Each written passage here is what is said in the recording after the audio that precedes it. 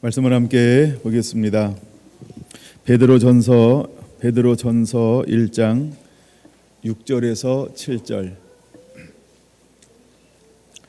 베드로전서 1장 6절에서 7절입니다. 우리 찾으신 분은 함께 한 목소리로 봉독하겠습니다. 그러므로 너희가 이제 여러 가지 시험으로 말미암아 잠깐 근심하게 되지 않을 수 없으나 오히려 크게 기뻐하는도다. 너희 믿음의 확실함은 불로 연단하여도 없어질 금보다 더 귀하여 예수 그리스도께서 나타나실 때에 칭찬과 영광과 존귀를 얻게 할 것이니라. 아멘. 할렐루야. 그 말씀 안으로 다섯 번째 시간입니다. 오늘은 소제목으로는 오히려 크게 기뻐하는 자, 오히려 크게 기뻐하는 자, 이런 소제목으로 베드로 전서를 통해서 함께 은혜를 나누고자 합니다. 베드로 전서 후서, 이 베드로서는 네로 황제에 의한 본격적인 기독교 박해가 시작할 즈음에 소아시아에 흩어져 있는 성도들에게 구원의 소망을 가지고 위적인 박해에 대한 인내할 수 있도록 격려하기 위해서 기록되어졌다. 이렇게 이야기들을 합니다. 베드로는 구약 성경의 내용과 또한 그 예언자들을 예수 그리스도의 빛 아래 새로운 의미로 부각시켜서 기독교의 기본 교리를 설명하는 가운데 고난 가운데 살아가는 성도들에게 참된 소망과 위로를 안겨주고 있는 서신입니다. 이와 같이 외부의 박해에 대비해서 성도들을 위로하고 격려해 주기 때문에 베드로 전서나 후서를 걸어서 소망의 서신이다, 아니면 격려의 서신이다, 이렇게 부르기도 합니다. 우리는 시련이라는 성도들에게 주어지는 것은 시련은 특권이라고 하는 것을 알아야 합니다. 필연적인 연단의 가정이 우리에게 주어지게 될 겁니다. 왜냐하면 이런 시련을 통해서 성도는 그 고난 뒤에 숨어져 있는 하나님의 선하신 뜻을 깨닫게 되면서 더욱더 하나님을 신뢰하고 성숙된 신앙으로 나아갈 수 있기 때문일 것입니다.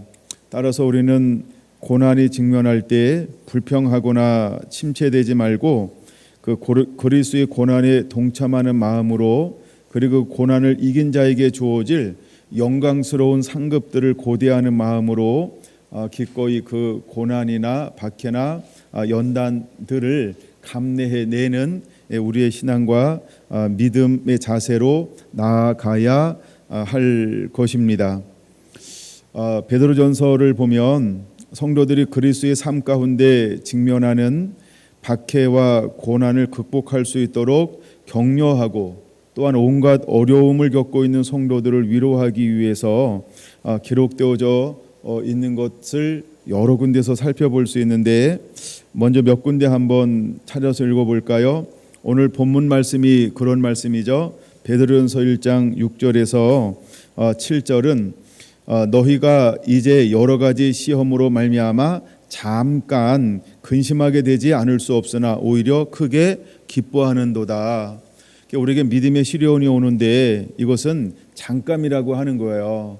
그래서 잠깐 동안 우리가 근심하지 않을 수 없으나 그 고난을 통해서 믿음의 사람이 갖는 것은 뭐냐 하면 즐거워하고 기뻐한다라고 하는 전제를 깔고 간다는 걸 우리가 기억해야 합니다.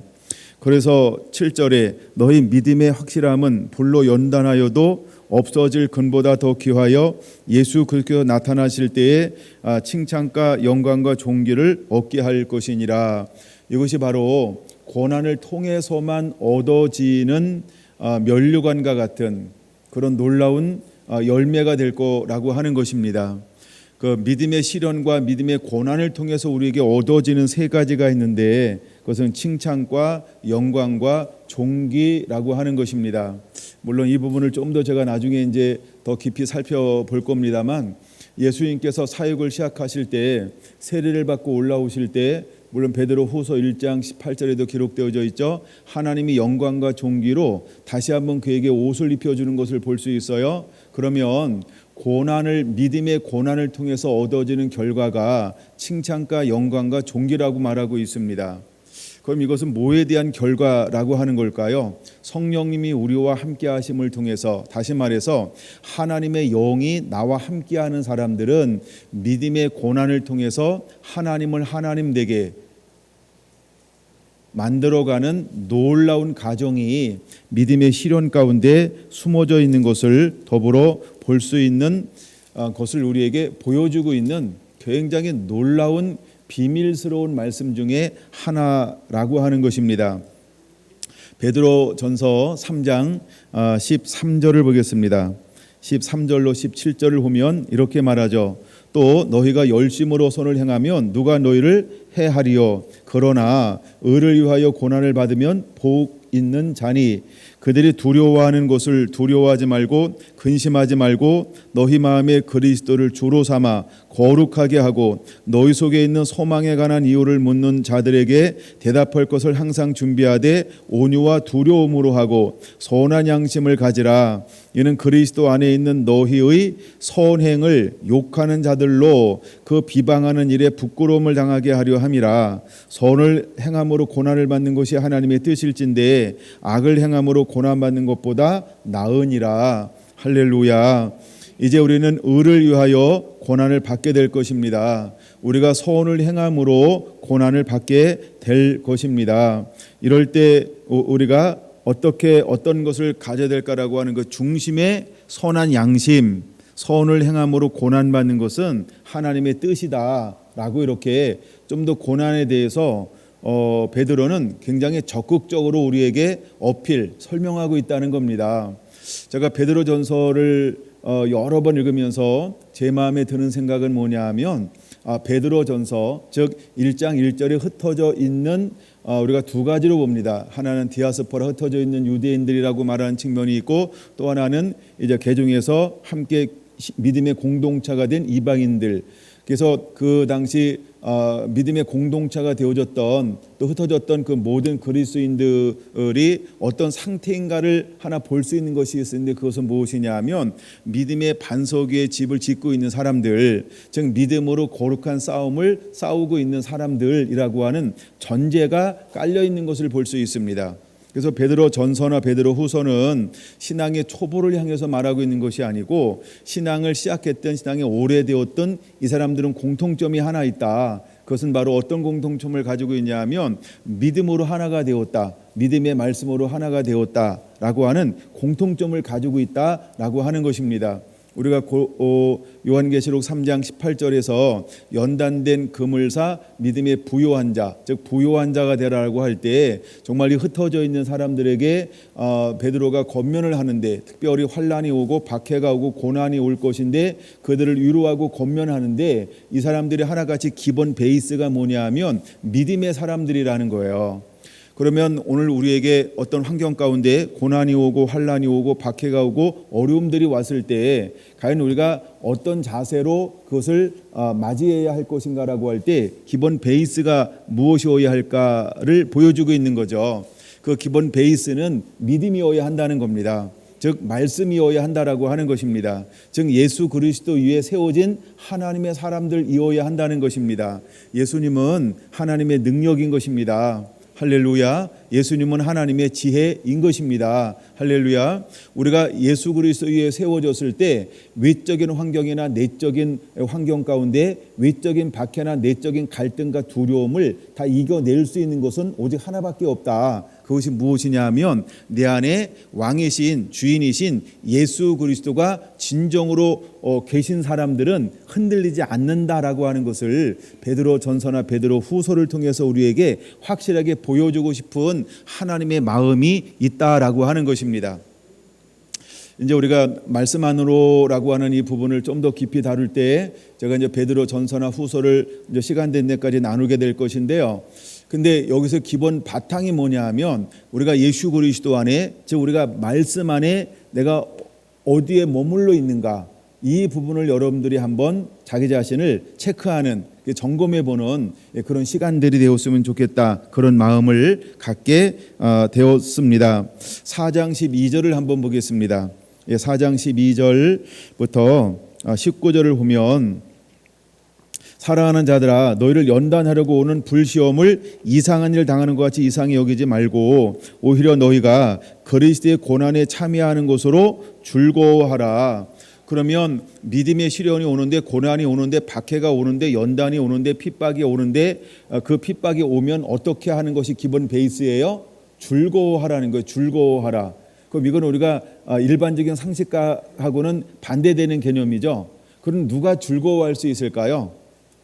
예수 안에 있는 사람들, 지금 믿음을 기반으로 한 사람들은 박해가 왔을 때, 믿음의 시련이 왔을 때, 그쵸, 원망이나 불평이나 벗어나거나 두려움이나 전전긍긍하는 것이 아니고 오히려 이것을 즐거워한다라고 하는 것이죠. 근데 즐거워하는 그 이유가 무엇일까요? 이는 그의 영광을 나타나실 때에 너희로 즐거워하고 기뻐하게 하려 함이라. 너희가 그리스도의 이름으로 치욕을 당하면 복 있는 자로다. 하면서 여기는 복이라고 하는 개념을 또 소개하고 있는 걸 볼 수 있어요. 영광의 영, 곧 하나님의 영이 너희 위에 계심이라. 그러니까 우리가 환난이나 박해나 어떤 이런 어려움들은 내가 진짠가 아닌가라고 하는 것을 드러낼 수 있는 기회가 된다라고 하는 것이죠. 또한 연단이나 고난이나 박해나 핍박은 또 무엇을 위한 것이냐 하면, 나로 하여금 연단된 금을 만드는 정말 단련한 그런 순금을 만들어내는 하나님의 그 과정이라고 하는 것을 믿음으로 받아들이고 있다라고 하는 것을 볼 수 있지요. 수많은 믿음의 사람만이 고백하는 것이 아니고 베드로는 이것을 전제로 깔고 가고 있는 모습들을 우리가 볼 수 있어요. 그래서 욥의 고백처럼 나를 단련하시는 내가 정같이 나오리라라고 하는 이 신앙, 에스더처럼 죽음은 죽으리라고 하는 이 신앙, 또한 이때를 위함이 아니지 누가 알겠느냐라고 하는 이런 수많은 고백들이 어쩌면 베드로를 통하여서 우리에게 마지막 시대, 즉 이 시대를 살아가는 우리에게 그 신앙이 깔려 있는 것은 무엇이 근거가 될까요? 그것이 바로 말씀 안에 있기 때문에 가능한 거라는 것이죠. 즉 예수 그리스도 안에 있을 때 가능한 거라고 하는 거죠. 정말 주님의 사랑이, 주님의 은혜가 내 안에 진정으로 머물러 있을 때, 정말 예수님이 내 삶의 임금과 구주가 되었을 때에만 나올 수 있는 고백이라고 하는 것이지요. 그럼 여러분들은 환난이나 핍박이나 박해나 복음 때문에, 말씀 때문에, 내가 신앙생활하는 것 때문에 어려움이 왔을 때 우리는 어떤 식으로 받아들이나요? 그것이 나의 현재 정체성이라는 거예요. 만약에 여기 베드로가 권면하고 있는 것처럼 즐거워하고 기뻐한다라고 하는 것은 내가 진짜 거듭난 리얼 크리스찬, 반석이 예수 그리스도 위에 내가 말씀 안에 머물러 있다라고 하는 걸 보여주는 것이고, 믿음 때문에 여러 가지 환난이나 공고나 박해나 여러 가지 불이익이나 왕따나 이런 어려움들이 다가올 때는 고민을 하거나 염려를 하거나 두려워하거나라고 한다면 이것이 나의 정체성이 될 거라는 거죠. 나는 예수 안에 있지 않구나. 나는 말씀 안에 있지 않구나. 예수님이 내 임금과 구주가 아니구나. 말씀 안에 있고 싶은 거고, 예수님이 임금과 구주이고 싶은 거고, 내가 말씀 안에 머물고 있는 싶은 거고, 또한 예수님이 나의 구주이고 싶은 것이지 실제 그게 하나가 된 것은 아니구나라고 나를 점검해 볼 수 있다라고 하는 거죠.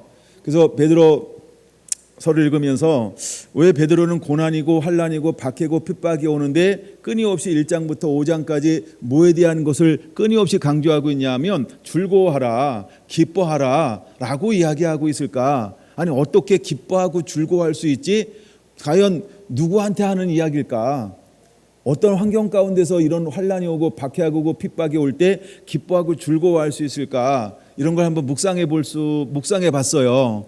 그랬더니 제 마음에 드는 생각은 그런 거죠.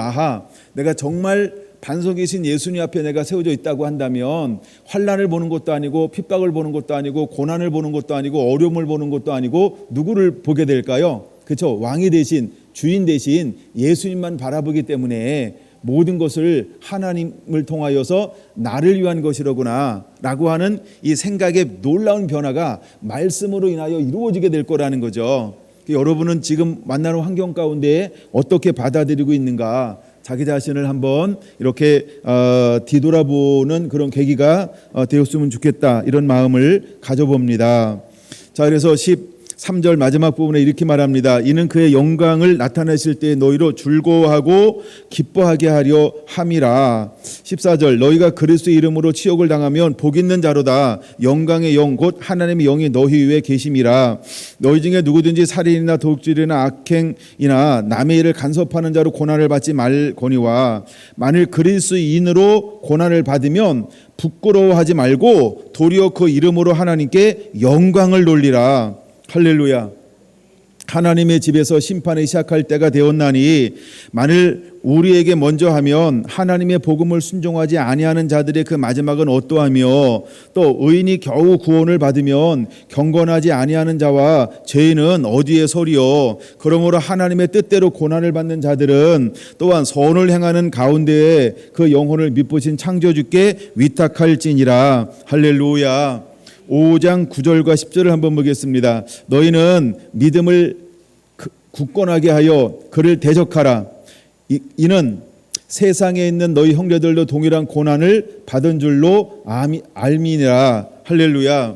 여러분가 고난을 받을 때 무엇을 대적하라고 말하고 있는 것입니까? 그렇죠. 사단을 대적하라고 하는 거죠. 8절에 이렇게 말합니다. 근심하라 깨어라. 대적 마귀가 우는 사자같이 두루다니며 삼킬 자를 찾는다라고 말하고 있는 거예요. 삼킬 자를 찾는다라고 말하고 있는 것입니다.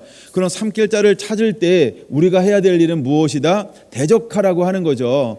근데 마귀가 두루다니며 삼킬 자를 찾는데 그냥 찾는 것이 아니고 어떤 환경을 만들어 놓을까요? 환난이라는 환경, 핍박이라는 환경, 그렇죠. 이런 그 고난이라는 환경, 우리가 원치 않는 환경을 만들어 놓고 진짠가 가짠가 흔들리는가 흔들리지 않는가, 중심이 흔들리는가 마음이 흔들리는가 양심이 흔들리는가, 이 얼마나 만에 섞여 있지, 이걸 흔들다라고 하는 거죠. 그러고 난 다음에 진짜가 아니면 어떻게 된다? 다 마귀가 이건 내 거네, 이건 내 거네 하고 마귀가 다 취한다라고 하는 거예요. 그래서 10절에 이렇게 말하는 게 9절 참 너희는 믿음을 굳건하게 하여 그를 대적하라. 할렐루야.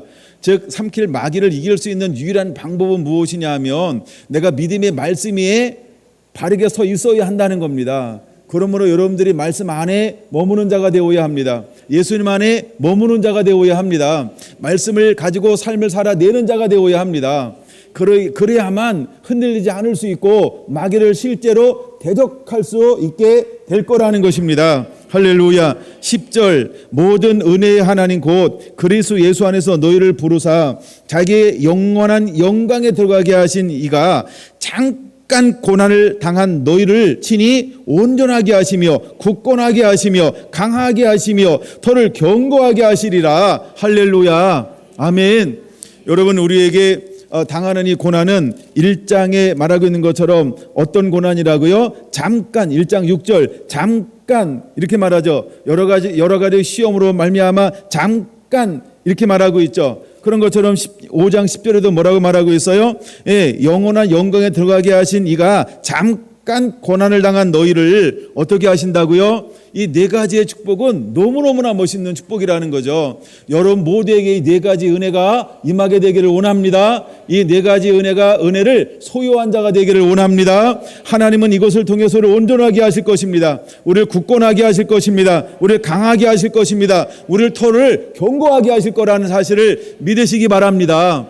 그러므로 우리가 당하는 여러 가지 환난이 올 거예요. 핍박이 올 거예요. 고난이 올 거예요. 박해가 올 거예요. 좁은 길이 올 거예요. 믿음 때문에 많은 시련들이 우리 앞에 놓여 있습니다. 그럼 그것을 당할 때 우리가 어떤 마음으로 걸어가는 자가 되어야 할까? 영광의 주님을 바라보는 자가 되어야 합니다.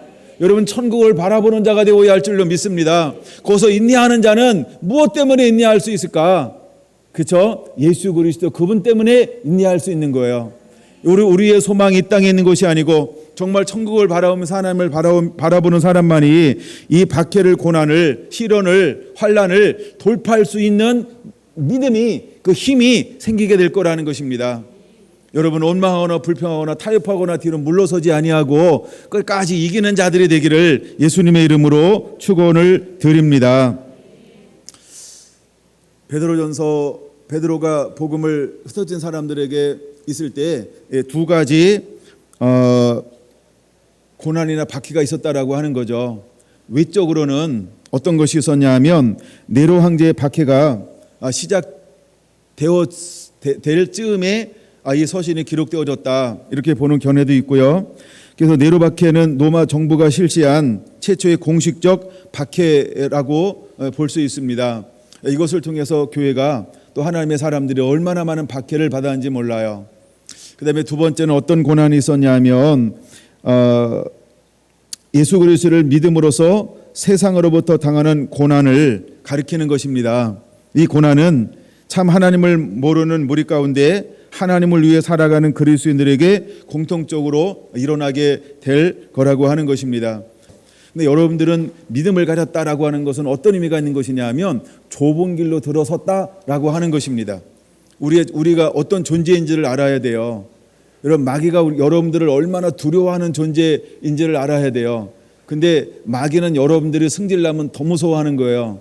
여러분들이 온순한 크리스찬만 되지 말고 우리가 선한 싸움도 할 수 있는, 표호할 수 있는 그런 하나님의 사람들이 되기를 예수님의 이름으로 축원합니다. 할렐루야. 다윗이 나오지 않았을 때 골리앗은 40일 동안 큰 소리를 쳤는데 아무 일도 일어나지 않았어요. 그러나 그는 이기지도 않았고 지지도 않았습니다. 그걸 알아야 돼요. 그렇죠? 잘 모르시나요? 늘 이긴 얘기만 해가지고. 여러분, 골리앗은요 40일 동안 이긴 적이 없어요. 그렇죠? 이기려고 하는 거였지 이기진 않았다라고 하는 거예요. 근데 우리는 가끔 그걸 잃어버리고 있다는 거죠. 근데 때가 되면 누가 나타날까요? 하나님을 경외하는 사람. 할렐루야. 하나님 영이 함께하고 있는 사람. 할렐루야. 말씀 안에 머무는 사람이 나타나게 될 거라는 거죠. 여러분들이 그 다윗 되기를 예수님의 이름으로 축원합니다. 근데 다윗은 그 상황을 딱 보는 동시에 어떤 마음을 가졌습니까? 그 안에서 거룩한 불이 타올라 있어요. 그래서 그 안에 거룩한 승질이 났어요. 거룩한 분노죠, 분노. 성질이라고 좀 표현하는 거예요. 거룩한 이 분노가 일어난 동시에 그는 표하기 시작을 한 거예요. 그 골리앗을 향하여 표하기 시작하는 거예요. 아무도 그렇게 한 적이 없는데 그 소년 다윗이 그 어린 그 아이가 그 안에 뭘로 가득한 거예요? 하나님의 영으로, 하나님의 말씀으로, 하나님의 사랑으로, 하나님을 향한 경외함으로 가득 차 있었는데 이것과 반대되는 세력을 만났을 때 그는 침묵할 수 없었다라고 하는 것입니다. 그는 아버지와 있을 때 침묵한 것이 아니고요. 그는 형제들과 있을 때 침묵한 것이 아니고 그는 그 앞에 마귀 앞에, 사단 앞에, 조롱하는 그 앞에, 하나님의 이름을 멸시하는 그 앞에 딱 서는 동시에 그 안에 숨어져 있는 뭐가 드러나는 거예요? 이 승질이 드러나는 거예요. 이걸 거룩한 표라고 표현할 수 있죠. 근데 그것이 드러나는 동시에 곧 골리앗은 어떻게 되었나요?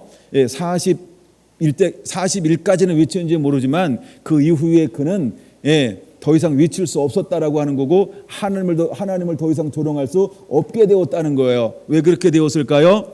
소년 다윗에 의해서 목이 잘림을 당했기 때문에 그렇습니다. 오늘날 하나님은 우리가 어떤 존재가 되기를 원할까요? 여러분, 때가 되면 이렇게 거룩한 성질을 부리는 자가 되기 원합니다. 표할 줄 아는 자가 되기를 원하는 거예요. 할렐루야. 하나님이 우리가 때가 되기 전까지는 얌전한 것처럼 보이고 순응하는 것처럼 보이고 또 미련한 것처럼 보이고 온순한 것처럼 보이지만 하나님의 마음이 우리를 감동하기 시작할 때 여러분, 우리는 그 누구도 이렇게 말릴 수 없는 그런 거룩한 표를 할 수 있는 다윗처럼 일어나는 자들이 되어야 할 줄로 믿습니다. 할렐루야. 여러분, 그래서 우리가 어디 안에 머물러야 할까? 말씀 안에 머무는 자가 되어야 할 줄로 믿습니다. 아멘. 말씀 안에 머물게 되기를 예수님의 이름으로 축원합니다. 그러므로 우리에게 당하는 여러 가지 환난이 있다 할지라도, 고난이 있다 할지라도, 박해가 있다 할지라도 우리는 믿음 때문에 인내하면서 때가 되면 우리는 크게 기뻐하며 오히려 크게 기뻐하며 일어나는 그 하나님의 사람으로 등장해야 할 줄로 믿습니다. 그것이 여러분의 역사가 되기를 예수님의 이름으로 축원을 드립니다. 아멘. 이제 우리는 점점 어디를 향하여 나가고 있냐 하면 대환란 가운데로 우리는 점점 들어가고 있습니다. 실제로 네로에 의해서 본격적인 기독교 박해가 시작되기 시작을 했어요. 그러면서 여러 지역에 흩어져 사는 성도들에게 믿음과 그리스도에 대한 소망을 굳게 잡으라고 베드로를 통해서 하나님은 흩어져 있는 성도들을 권면하고 위로하고 있는 것입니다. 이제 닥쳐올 핍박을 이겨내는 방법이 무엇인가? 여러분, 그리스도인들은 가혹한 불시험이 닥쳐올 거라고 하는 사실을 우리가 알고 있어야 한다는 겁니다. 근데 불시험이 다가오고 있는 이때에 더 중요한 것은 뭐냐 하면 하나님은 어떻게 이겨내게 할 것인가라고 하는 전략과 방법을 이미 성경을 통해서 우리에게 제시하고 있다라고 하는 거죠. 그러니까 우리가 환난이나 핍박이나 박해나 어떤 고난이나 이런 거에 초점을 맞추는 것이 아니고 우리를 하나님께서 어떻게 이기도록 이미 하나님께서 준비해 놓고 있지라고 하는 믿음의 전략을 여러분들이 관심을 갖고 그 부분에도 관심을 갖는 그런 은혜가 있게 되기를 예수님의 이름으로 축원합니다. 할렐루야. 여러분, 베드로전서 1장 10절부터 12절에 보면 이미 구약 선지자들의 예언을 비유를 들어서 성도들에게 풍성한 구원의 은총을 주신 하나님을 찬양하고 있는 것을 볼 수 있습니다. 한번 읽어볼까요? 10절에서 12절 같이 한번 읽습니다. 시작. 이 구원에 대하여는 너희에게 임할 은혜를 예언하던 선지자들이 연구하고 부조런히 살펴서 자기 속에 계신 그리스도의 영이 그 받으실 고난과 후에 받으실 영광을 미리 증언하여 누구를 또는 어떠한 때를 지시하는지 상고하니라. 이 섬긴 바가 자기를 위한 것이 아니요 너희를 위한 것이 계시로 알게 되었으니 이것은 하늘로부터 보내신 성령을 힘입어 복음을 전하는 자들로 이제 너희에게 알리신 것이요 천사들도 살펴보기를 원하는 것이니라. 할렐루야. 그러니까 이 10절, 11절, 12절 이건 한마디로 비밀이라는 거예요. 이게 숨겨진 비밀이라고 하는 거예요.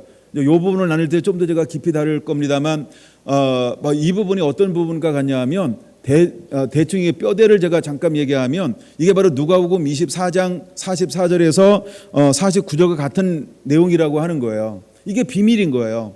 그래서 예수님은 함께 제자들과 사역할 때 이 비밀을 가르쳐 준 적이 없어요. 물론 비밀을 이렇게 조각으로 나누어 줬는데 조각 가지고는 그냥 오병이의 기적처럼 먹고 말았다. 즉 깨닫지 못했다는 거예요. 근데 부활하신 예수님께서 오셔서 이 조각을 40일 동안 집중적으로 딱 하나를 통으로 가르쳐 주는 동시에 제자들은 어떻게 되었어요? 가슴이 뜨거워지기 시작했다는 거예요. 불붙기 시작했다는 거예요.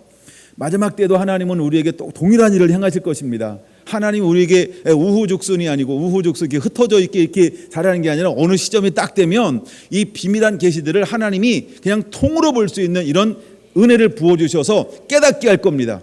그리고 딱 보면 이렇게 할 거예요. 아닌가? 딱 보면요 앱니다 이렇게 할 거예요. 그래서 하나님이 통으로 깨닫게 할 거라는 거예요. 할렐루야. 이거 되게 신나는 부분인데요. 하나님은 실제로 우리에게 그걸 계획해 놓고 있다는 거예요. 제가 10절, 12절, 12절 보면서 그렇구나. 여러분 그 구약의 선지자들이 어떤 사람이에요? 그 시대에 하나님의 하늘 문으로 쓰임 받는 사람이고 그 시대에 하나님의 영광으로 쓰임 받는 사람들이고 그 시대에 하나님의 계시를 운반하는 비밀의 사역자들이었다는 거예요. 근데도 그냥 부분으로만 봤기 때문에 뭘 못 봤어요? 실제로 누굴 못 봤어요? 예수 그리스도요. 예, 하나님의 구원의 계획을 그들이 전하기는 하는데 그걸 보고 싶었는데 하나님의 그 시대에 그걸 볼 수 있는 통으로 볼 수 있는 걸 허용하지 않았다는 거예요. 근데 여러분 우리는 어느 시대에 살고 있어요? 이미 우리는 통으로 볼 수 있는 시대에 살고 있잖아요. 그렇죠? 근데 통으로 볼 수 있는 시대인데 우리가 뭐가 안 보여요? 통이 안 보이잖아요. 예, 자꾸 허리 보거나 이러지 마시고 하여간 우리가 성경을 통으로 봐야 되는데 이제 그 눈이 열려져야 할 줄로 믿습니다. 하나님에게 그런 은혜를 부어주게 될 거라는 거예요. 그 다음에 두 번째 사람은요, 복음 전하는 사람들을 통해서 하나님이 이미 이 구원의 계획을 전부 우리에게 보여줬단 말이에요. 근데 그대로 복음 전하는 자들도 하나님은 부분으로 보게 했기 때문에 우리처럼 이것을 통으로 볼 수 있는 걸 허용하지 않았다는 거예요. 그 다음에 세 번째는 누구냐? 천사들도 살펴보기를 원하는 것인데 천사들도 뭐예요? 이 하나님의 구원의 계획을 온전히 알 수가 없었던 거예요. 그럼 누구도 몰랐다? 며느리도 몰랐고 또 누구도 모르죠? 네, 여러분들도 모르는구나. 그래서 이건 아무도 몰랐다는 거예요. 근데 좀 마지막 때가 되면 하나님께서 누구에게 이것을 보여줄까요? 그래서 하나님은 우리가 그걸 보여줄 수 있는 믿음이 있는지 없는지를 뭘 통해서 하나님이 우리를 달아보실까요? 고난을 허용하는 이유가 거기 있는 거예요. 과연 내가 마지막 때의 비밀한 계시들을 담아낼 수 있나? 풀어낼 수 있나? 이것을 운반할 수 있나? 이것을 내가 주었을 때 사탄에게 빼앗기지 아니하고 온전히 하나님의 영광을 마지막까지 이룰 수 있는가? 이거를 보기 위해서 하나님이 우리에게 뭘 허용할 것이냐 하면 고난을 허용할 거라는 거예요. 여러분, 이길 준비가 되어져 있나요? 우리가 이길 준비한다고 이길 수 있는 건 아니죠. 하나님의 은혜가 임해야 합니다. 그래서 하나님의 은혜라고 하는 단어가 13절에 기록되어져 있는 거예요. 하나님의 은혜를 온전히 말할지어다. 할렐루야. 은혜 아니면, 그렇죠, 살아갈 수 없네. 은혜 아니면 구원도 받을 수 없잖아요. 그렇죠? 그 은혜라는 그 은혜는 값없이 주어지는 거잖아요. 근데 값없이 주어지는 걸 받기 위해서 우리가 무엇을 먼저 지불해야 할까요? 그렇죠? 나라고 하는 전부의 가치를 지불해야 그 값없는 은혜를 내가 받을 수 있는 자격이 되어지는 거예요. 할렐루야. 하여간 여러분, 이게 10절에서 12절은 어마어마한 비밀이에요. 입이 간질지만 요 정도 하여간 보여주고 넘어갈 수밖에 없어요. 나중에 요 부분 나올 때 좀 더 어디까지 다룰지는 그때 시간 돼봐야 알아요. 근데 너무너무나 좋은 거예요. 그 다음에 2장에 넘어가면 이제 1장은 크게 세 부분으로 나눠요. 나중에 다룰까? 2장 넘어갑니다. 2장에 넘어가면 시간 돼 있는 데까지 안 하고 오후에 이어서 나눌 겁니다. 성도들과 세상의 관계에 대해서 베드로는 예수 그리스도의 본을 쫓아 세상과 조화롭고 정의로운 관계를 이룰 것에 대해서 말씀을 하고 있어요. 저는 이 부분을 읽으면서 하여간 많은 생각을 한번 해봤는데 2장 13절입니다. 여러분, 2장 13절 같이 한번 읽어볼까요? 인간의 모든 제도를 주를 위하여 순종하되 혹 위에 있는 왕이나, 다시 한번요, 시작. 인간의 모든 제도를 주를 위하여 순종하되 혹은 위에 있는 왕이나. 여러분, 이 말씀에 대해서 여러분들은 폭넓게 생각을 해야 한다는 겁니다. 그건 오늘날 우리 가운데 행정적으로 법적으로 일어나고 있는 모든 이 세상의 권력이나 체제나 어떤 운영 방법에 대해서 하나님은 어떤 자세로 대하기를 원하고 있다? 그냥 13절만 보세요.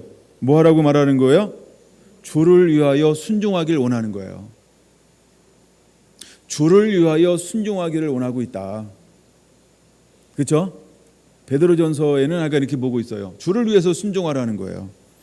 그럼 17절까지 한번 보겠습니다. 14절 시작. 혹은 그가 악행하는 자를 징벌하고 선행하는 자를 포상하기 위하여 보낸 총독에게 하라. 곧 선행으로 어리석은 자들의 무식한 말을 막으시는 것이라. 너희는 자유가 있으나 그 자유를 악을 가리는 데 쓰지 말고 오직 하나님의 종과 같이 하라. 묻 사람을 공경하며 형제를 사랑하며 하나님을 두려워하며 왕을 존대하라.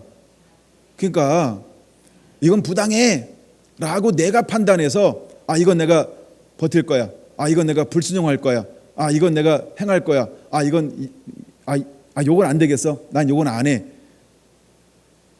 선택권을 내게 줬나요? 그래서 여러분, 이 말씀은 여러분들이 많이 읽어보시기 바랍니다. 왜냐하면 오늘날 실제 교회 안에서 이 말씀에 대해서 바르게 서 있지 않은 부분이 너무나 많기 때문에 그래요. 여러분들이 이 말씀 읽으면서 여러분들이 먼저 한번 가치관을 한번 형성해 보시기 바랍니다. 우리가 어떤 세상의 법이나 체계나, 물론 우리가 다 옳은 것도 있고 부조리 같은 것도 있고 막 이래요. 근데 여기는 그렇게 말하고 있지 않아요. 그렇죠? 그렇게 말하고 있지 않죠. 그냥 단순하게 말합니다. 인간의 모든 제도를 주를 위하여 순종하라. 근데 누구에게도 하라? 왕에게도 하라. 총독에게도 하라. 모두에게 하라는 거예요. 그렇죠? 이거는 여러분들이, 제가 이 부분은 좀 셀모임을 하면서 좀 더 깊이 좀 다루면서 여러분들의 가치관이 과연 어디 있는가 한번 이건 좀 살펴봐야 될 부분이기도 합니다. 그러니까 이런 부분에서 여러분들이 많이 한번 생각해 보시기를 바랍니다. 무엇이, 하나님은 때로는 우리에게 무엇을 요구하시는가, 이런 관점을 한번 보라는 거예요. 근데 지금 베드로가 누구에게 이것을 권면하고 있는 거예요? 핍박이나 환난과 고난 가운데 흩어져 있는 누구에게? 디아스포라, 믿음의 삶을 살아가고 있는 이 믿음의 강한 용사에게 하시는 말씀이라고 하는 걸 잊지 않게 되길 바랍니다. 그냥 그 믿음이라고 하는 기본을 띄워놓고 그냥 어떤 특정한 사람에게 할 수 있는 사람에게, 아니 어떤 무리에게 한다, 이렇게 생각하면 안 됩니다. 환난과 핍박이나 고난받고 있는, 흩어져 있는 신실한 믿음의 사람들에게 하고 있는 연장선상의 하나가 이 부분이라는 거예요. 이 정도 하고 나중에 또 한번 다루죠. 오늘은 한번 이 부분은 여러분들이 도전받는 시간 되었으면 좋겠다. 반드시 여러분 이 생각을 키워야 됩니다. 그래야 여러분들의 문제를 딱 만날 때 어떻게 할 것인가라고 하는 힘을 기를 수 있어요. 우리가 때로는 이렇잖아요. 이건 내 마음에 안 맞아. 이건 내가 여러 가지 정보를 들었는데 이건 난 안 하는 게 좋겠어. 이래가지고 내 소견에 옳은 대로 행동할 수 있어요. 근데 하나님이 우리에게 뭐라고 말씀하고 있는가? 단순히 베드로가 하는 얘기일까요? 아니죠. 이건 하나님이 우리에게 하는 말씀이에요. 그러므로 여러분들은 하나님이 우리에게 말하는 이 기준을 어떻게 받아들일 것인가? 근데 하여간 이거보다 더 중요한 건 있기는 합니다. 곧 나중에 한번 제가 또 때가 되면 곧 더 중요한 부분을, 그 기본이 있어요. 그것을 하면 이것이 굉장히 어렵고 힘들진 않습니다. 두 번째 걸 다루고 있는데 그 뭐냐 하면 18절부터 두 번째 걸 다루고 있어요. 18절은 한번 볼까? 18절 같이 봅니다. 시작. 사원들아, 범사의 두려움으로 주인들에게 순종하되 선하고 관용하는 자들에게만 아니라 또한 까다로운 자들에게도 순종하라. 이렇게 말하고 있는 거예요. 그렇죠? 그렇게 크게 두 가지를 말합니다. 하나는 13절이요. 인간의 모든 제도를 주를 위하여 순종하라. 이렇게 말하고 있어요. 18절. 사환들아, 범사의 두려움으로 주인에게 뭐하다? 순종하라. 이렇게 말하고 있어요. 그럼 우리가 왕들에게도 순종해야 됩니다. 주를 위해. 그 다음에 우리의 상전, 우리 회장님, 우리의 사장님 있잖아요. 순종할 것을 요구하고 있어요. 그렇죠? 근데 이 상황이 어떤 상황이라고요? 고난받고 있고 박해가 있고 핍박이 있는 이 환난이 있는 그 가운데에서도, 환난 가운데에서도 어떻게 하라고요? 순종하라는 거예요.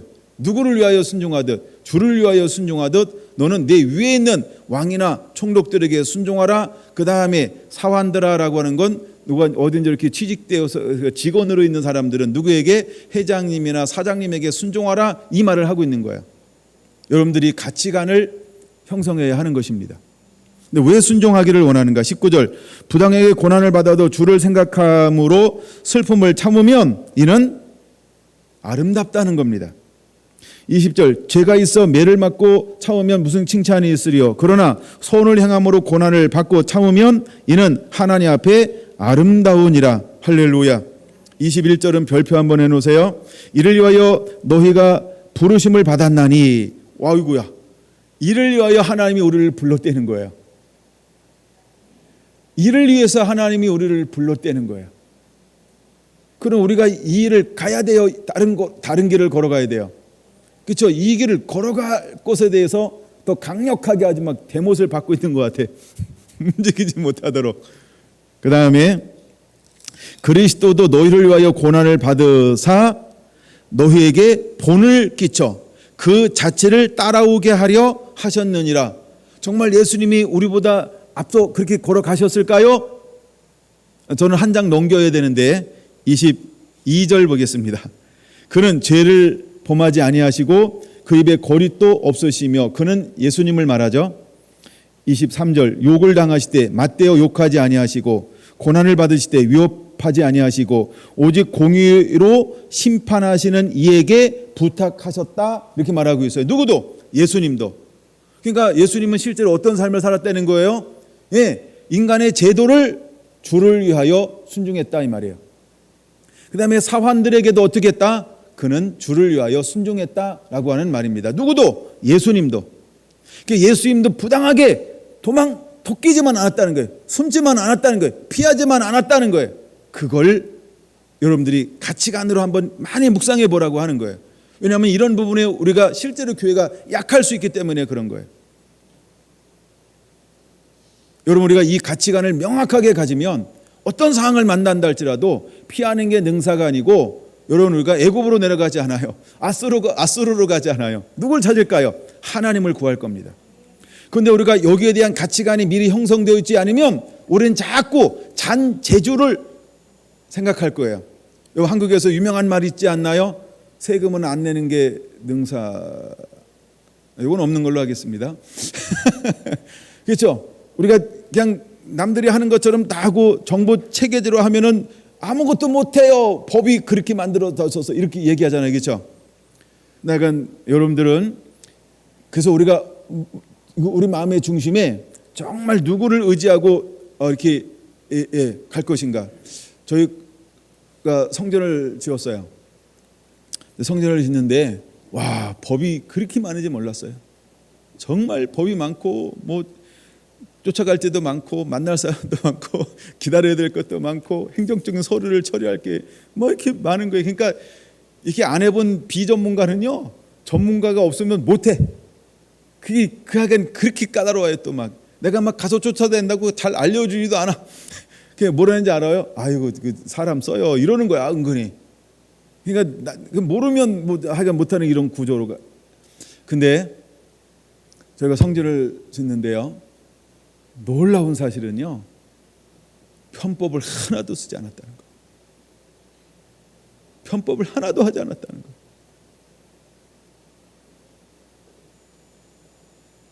그래서 하나님이 해주셨어요. 잔머리를 하나도 쓰지 않았어요. 그러니까 하나님이 해주셨어요. 여러분, 정직하게 해도 법대로 해도 까다롭고 막 좁다 할지라도 그대로 법대로 한다 할지라도, 그렇죠? 우리 문제 없잖아요.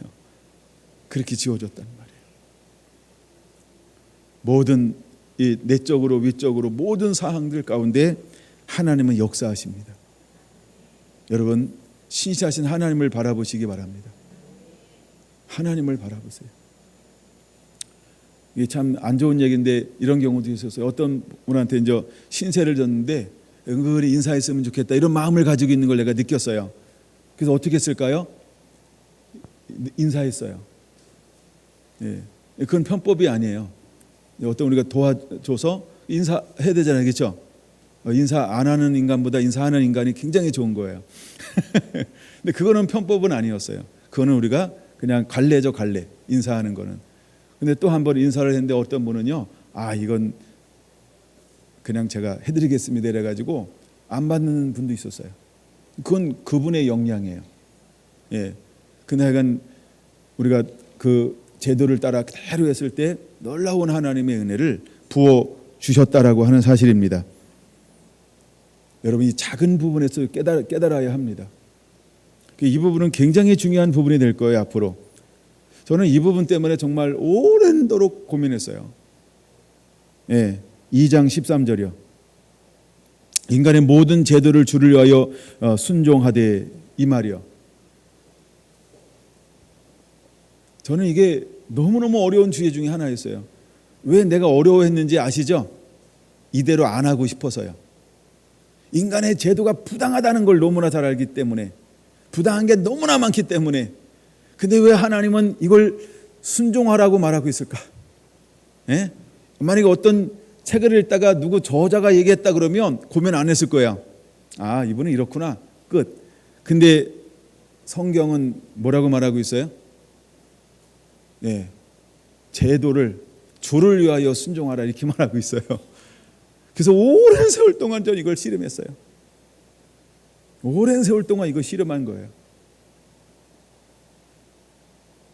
그래서 그냥 이대로 가기로 했습니다. 이대로 가기로 했어요. 주를 위하여 순종하자. 그렇죠? 그럼 결과가 뭐예요? 내가 나의 방법을 쓰는 게 아니고 내가 말씀을 붙잡고 한 걸음을 옮깁니다. 그럼 내가 뭘 하고 있는 거예요? 순종이요. 그럼 내 삶의 주인은 누굴까요? 예수 그리스도.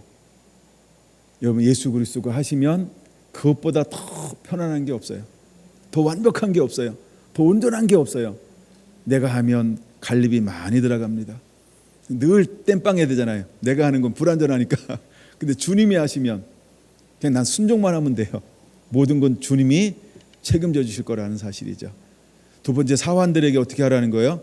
그냥 순종하라는 거예요. 그러니까 여러분, 이 두 가지는 여러분들이 굉장히 많이 고민해 봐야 될 이유가 있어요. 하나만 더 이야기하고 마칠까요? 제가 20대 때 저에게는 멘토 목사님이 계셨었어요. 근데 이제 이분이 그 시대에 이제 가장, 지금도 뭐 굉장히 유명합니다만, 영국의 그 젊은 신학자가 한 명 있었어요. 본 히퍼라고. 목사님은 아시죠? 네, 본 히퍼라는 신학자가 있었는데 그분이 쓴 책 중에 하나가 아주 뭐 이제 이런 책에 상학윤리라고 하는 게 있었어요. 상학윤리. 나중에 알고 보니까 그 목사님은 대학원 논문을 그분의 상학윤리에 관한 것을 저 대학 석사학위 논문을 쓰셨더라고요. 제가 약간 그 20대 초반에 그 책을 읽으라고 해서 그 책을 읽었는데 모르겠는 거예요. 근데 그게 뭐냐 하면 어떤 사항을 딱 만났을 때 우리가 어떻게 판단해야 될 것인가. 이건 옳고 그른 게 아니에요. 이렇게 한다고 틀린 것도 아니고 이렇게 한다고 틀린 것도 아니고, 근데 이 두 가지 사항을 만났을 때 넌 어떻게 해야 되는가, 이걸 선택하는 법에 힘을 길러주는 거였었어요. 이게 상학윤리였다라고 하는 거예요. 근데 이제 우리가 신앙생활하다 보면 이 두 가지 같은 경우가 너무너무 만나요. 이쪽으로 갈 것인가 이쪽으로 갈 것인가 다 옳아요. 근데 이때 어떻게 할 것이냐라고 하는 거죠. 하여간 이제 그런데 도전을 받았던 적이 있었는데, 근데 전 아직도 그 부분에서 늘 헷갈렸어요. 늘 헷갈리는 거예요. 왜냐하면 저도 여러분과 똑같지 않을까요? 인본주의 교육을 너무나 많이 받았어요. 인본주의 영향을 너무나 받았어요. 그리고 내가 판단하고 내가 생각해서 내가 아니면 이거는 아니야 제껴놓는 거. 우리가 아주 얌전하게 얘기하죠. 사실은 선반 위에 올려놓습니다. 이게 굉장히 얌전한 얘기지만 사실 나랑 안 맞아요, 이런 거 아닌가요? 내가 내 때가 아닌 거예요. 에이, 좋아도. 근데 나중에 또 올려놓고 보면 시간 지나면 그게 맞네. 어디 갔지? 먼지 툭툭 털어가지고 가져오고. 굉장히 우리 이기적인 측면이 있어요. 근데 이런 상황을 만났을 때 우리가 어떻게 판단할 것이냐, 이런 걸 이제 처음에 공부하기 영향을 받았던 것이 20대 초반이었던 것 같아요. 보니퍼라고 하는 어떤 그런 신학자를 만나고 그분의 책을 읽으면서. 근데도 최근에 나왔던 그 하버드대 교수가 정의란 무엇인가, 그 책 읽으셨나요? 하버드대 교수 맞나? 그 정의란 무엇인가라고 하는 책을 제가 나왔을 때 우리 아들 진성이를 제가 그 책을 사줬어요. 근데 생각외로 이 녀석이 이 책을 열심히 읽더라고요. 사실 속으로 굉장히 제가 기뻤어요. 왜냐하면 정의란 무엇인가라는 책이 무엇을 이야기하냐 하면 이 상학윤리를 다루고 있는 책이었어요. 예, 정의란 무엇인가 이런 책이 있어요. 근데 하여간 이게 그런 걸 다루고 있는 책이었어요. 여러분, 우리가 때로는 말씀을 읽다 보면 또 우리가 실제 신앙생활하다 보면 이 부분에서 갈등을 굉장히 많이 하는 부분이 만날 수 있을 것입니다. 근데 바로 이 2장 13절이라고 하는 부분은 저에게는 늘 하나 어떤 숙제와 같은 거였었어요. 제가 청년 때 굉장히 보고 싶지 않았던 영화가 하나 있었어요.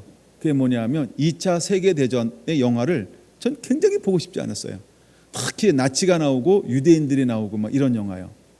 왜냐하면 제가 막 속에서 막 성질이 나는 거예요. 성질이. 왜 저 유대인들은 바보같이 끌려가지?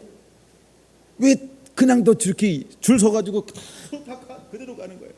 난 이게 막 속에서, 근데 이스라엘이잖아, 유대인이잖아, 하나님의 사람이잖아. 근데 어떻게 저렇게 반항도 안 하고 토끼지도 않고 숨지도 않고 어떻게 저렇게 순응하지? 난 이게 막, 그러니까 그 당시 저가 그런 일을 만나면 저는 어떻게 했을까요? 토끼였을 거예요.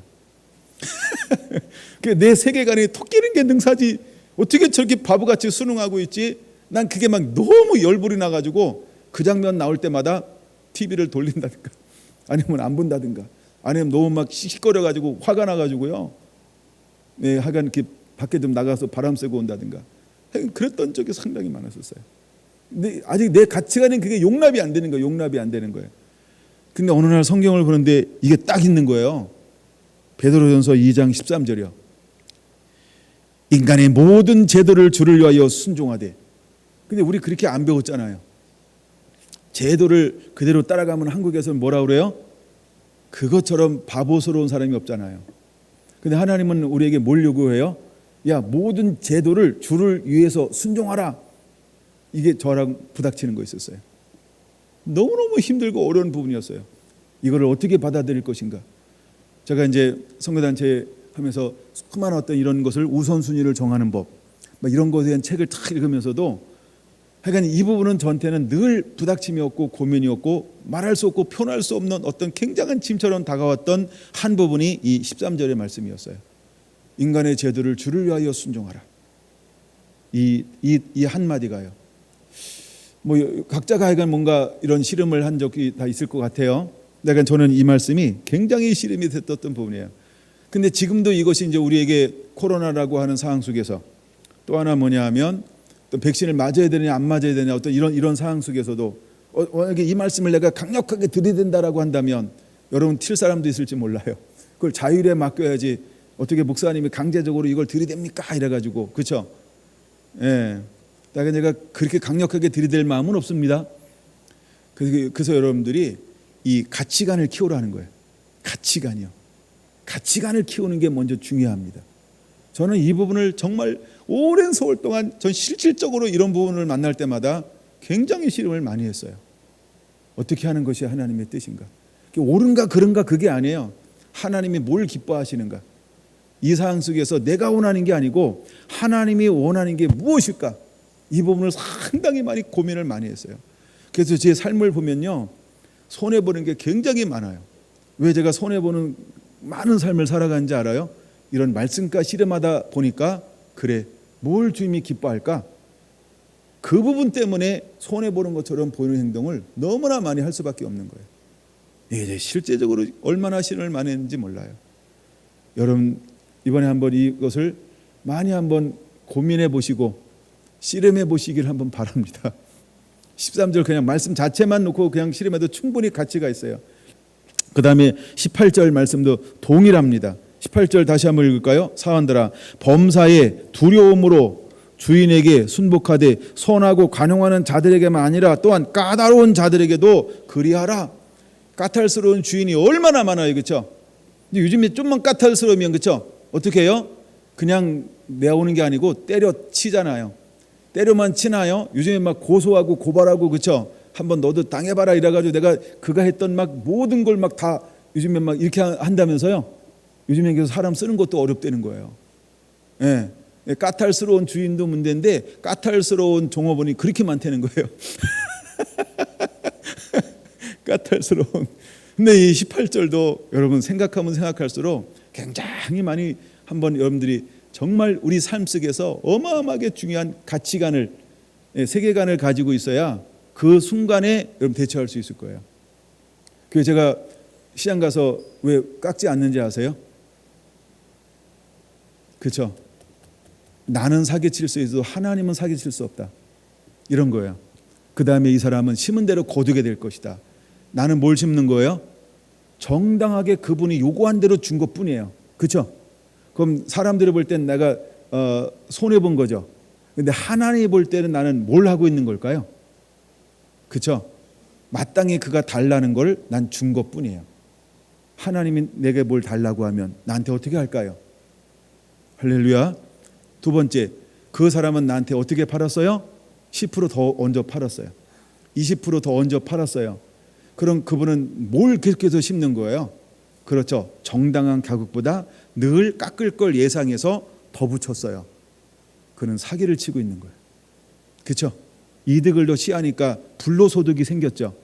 반드시 이 사람은 망하게 돼 있습니다. 그게 하나님의 법칙이라는 거예요. 그러니까 이것을 우리가 판단할 때 내가 심판할 것이냐 하나님께 맡길 것이냐, 내가 이걸 결정질 것이냐, 내가 믿음의 말씀 위에 서서 내가 삶을 살아낼 것이냐, 굉장한 부분이에요. 근데 여러분 이 두 부분의 말씀은 우리 일상생활 가운데서 너무나 밀접하게 관계가 되어져 있는 말씀입니다. 마찬가지로 환난이 와요, 핍박이 와요, 고난이 와요, 대환난이 와요, 좁은 길이 와요. 그때 똑같습니다. 우리가 뭐가 견고하게 서 있어야 하나님이 기뻐하는 바른 길을 갈 수 있을까요? 그걸 우리는 기독교적 가치관, 기독교적 세계관 이런 표현을 쓰기도 하는 겁니다. 그러니까 내가 믿음의 가치관이 서 있어야 돼요. 이걸 저는 뭐라고 표현할 것이냐 하면 믿음이라고 표현할 것입니다. 이게 바로 믿음이라고 하는 거예요. 우리가 이런 믿음이 있을 때 우리는 승리할 수 있는 거예요. 하나님은 어떤 사람들을 쓰실 것인가? 그래서 우리가 어떤 제도나 사람을 두려워하는 것이 아니고 하나님을 경외하는 사람을 하나님이 들어 쓰시고 사용할 거라는 거예요. 그래서 하나님을 경외한다 이 말을 성경은 뭐라고 표현하겠냐 하면 하나님을 두려워하며 하나님을 사랑하는 사람입니다. 여러분 그런 사람 되기를 예수님의 이름으로 축원을 드립니다. 아멘.